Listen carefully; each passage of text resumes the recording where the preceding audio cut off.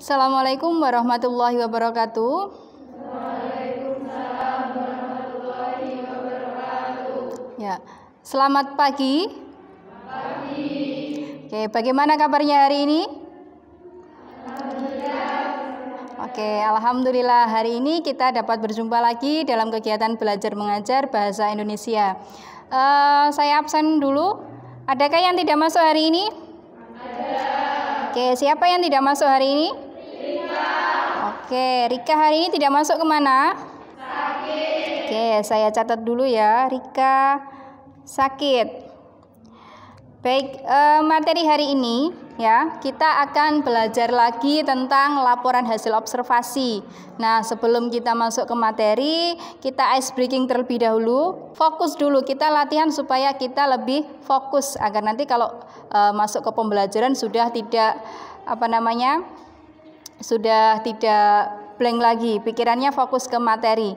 Nanti saya ada 3 kalimat dengan 3 gerakan. Nah, jadi nanti ada ketika saya bilang Marina, 3 kata, ada ketika saya bilang Marina, tangannya ke depan.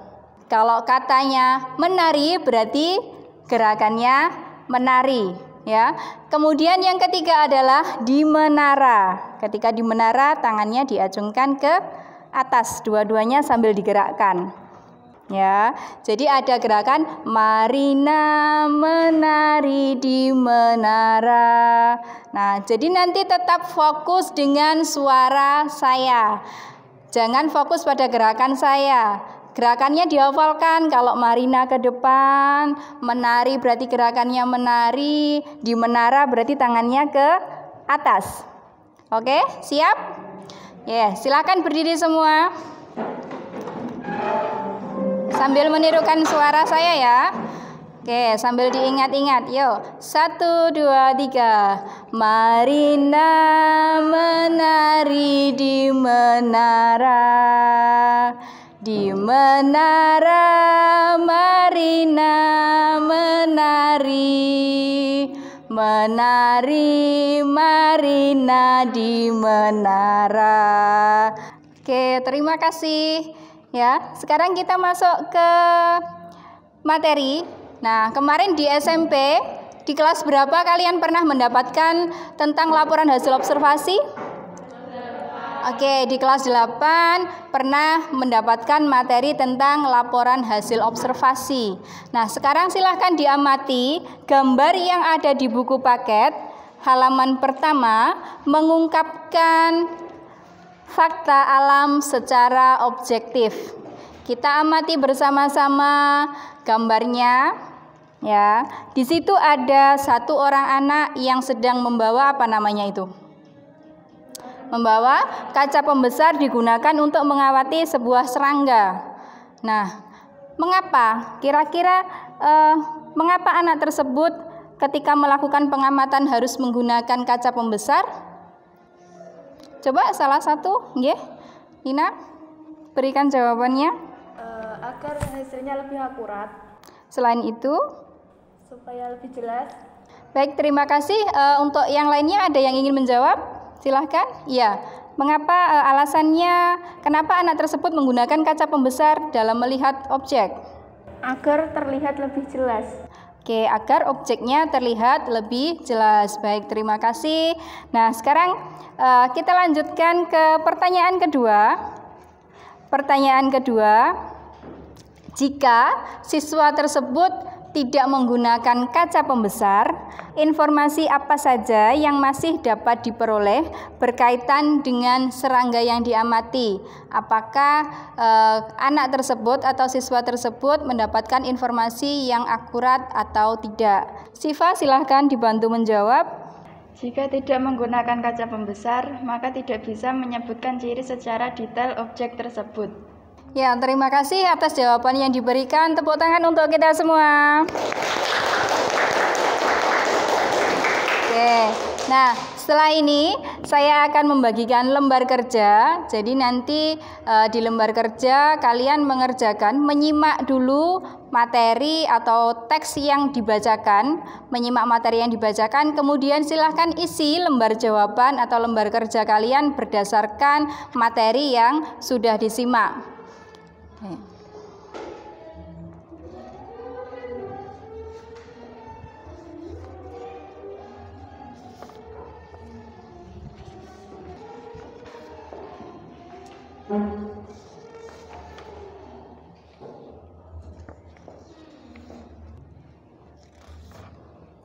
Nah, di LK ini kalian akan menyimak laporan hasil observasi berjudul belalang anggrek yang akan dibacakan. Kemudian sebelum menyimak, silahkan perhatikan dulu tabel yang sudah saya bagikan. Ya, ada pertanyaan. Laporan ini menyajikan informasi tentang ciri khusus belalang anggrek. Kemudian jawabannya silahkan dipilih benar atau salah berdasarkan hasil menyimak. Kemudian setelah menyatakan benar atau salah, tulislah bukti informasi berdasarkan teks yang dibacakan. Nah, nanti teks akan saya ulang 2 kali. Silahkan disimak baik-baik dan dikerjakan dengan hati-hati. Isinya sesuai dengan isi teks. Boleh menggunakan bahasanya sendiri asalkan sesuai dengan isi teks yang disimak. Oke, saya mulai. Ya, silakan disimak baik-baik sambil memperhatikan LK-nya. Belalang anggrek. Teman-teman, kali ini saya akan menyampaikan laporan hasil observasi yang telah dilakukan beberapa waktu lalu. Objek yang diobservasi adalah belalang anggrek. Pertama-tama, saya akan menyampaikan informasi umum terkait dengan belalang anggrek. Belalang anggrek atau Hymenopus coronatus adalah salah satu jenis belalang sentadu atau belalang sembah yang hidup di Indonesia dan kawasan Asia Tenggara lainnya. Seperti namanya, belalang ini memiliki bentuk dan warna yang menyerupai bunga anggrek. Pada bagian berikutnya, saya akan menjelaskan ciri khas belalang anggrek yang terdiri atas bagian tubuh, bentuk tubuh, makanan, dan daur hidupnya. Bagian tubuh belalang anggrek terdiri atas kepala, toraks, dan abdomen. Di bagian kepala terdapat mata majemuk, mulut, dan 2 buah antena seperti benang. Seperti jenis belalang sentadu lainnya, kepala belalang anggrek dapat berputar 360 derajat. Sebagai penutup, saya akan menyampaikan manfaat belalang anggrek. Belalang anggrek berguna bagi manusia untuk membasmi hama berupa serangga. Karena keindahannya, belalang anggrek juga dijadikan peliharaan. Demikian laporan hasil observasi saya. Terima kasih atas perhatian teman-teman semua. Nah, gimana hasil menyimaknya? Sudah bisa menyimpulkan bagaimana isi pernyataan? Apakah sesuai dengan teks yang sudah disimak? Ya, jadi laporan ini menyajikan informasi tentang ciri khusus belalang anggrek. Nah, isinya apakah iya atau tidak, benar atau salah? Silahkan salah satu yang mau menjawab. Saya. Ya, silahkan. Benar. Buktinya, bagian tubuh belalang anggrek terdiri atas kepala, toraks, dan abdomen. Di bagian kepala terdapat mata majemuk, mulut, dan 2 buah antena seperti benang. Seperti jenis belalang sentadu lainnya, kepala belalang anggrek dapat berputar 3.600. Di bagian toraks terdapat 3 pasang kaki. Kaki depan belalang anggrek yang panjang dan kuat dilengkapi dengan duri dan capit. Sayap depan berfungsi melindungi sayap belakang sehingga teksturnya lebih keras. Ya, terima kasih. Beri aplaus yang meriah untuk teman kita. Ya, sekarang kita lihat pernyataan yang kedua.